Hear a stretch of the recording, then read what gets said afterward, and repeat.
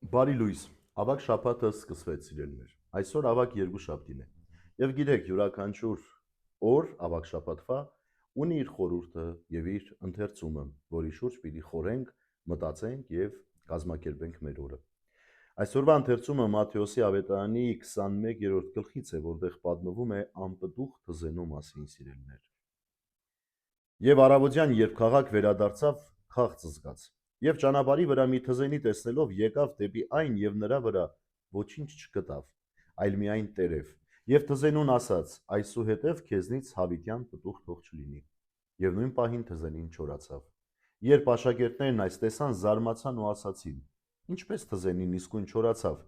Հիսուս պատասխանեց և ասաց նրանց. ճշմարիտ եմ ասում ձեզ, եթե հավատ ունենաք և չերկմտեք, ոչ միայն կանեք այդ թզենուն պատահած, այլ թեկուզ և այդ լեռանն ասեք. ելիր ու ծովն ընկիր, այն կկատարվի։ Եվ ամեն ինչ, որ ուզեք աղոթքի մեջ հավատով,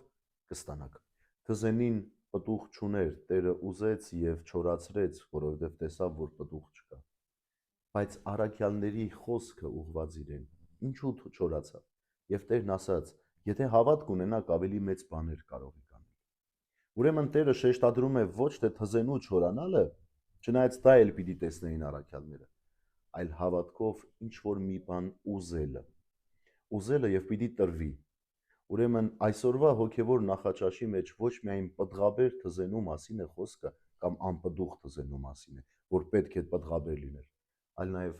հավատքով շարժվելու մասին է խոսքը։ Ես կուզեմ այս երկուսը կապել եւ կարճ պատգամ տալ ձեզ։ Այո, ես, դուք, յուրաքանչյուր մեկն էլ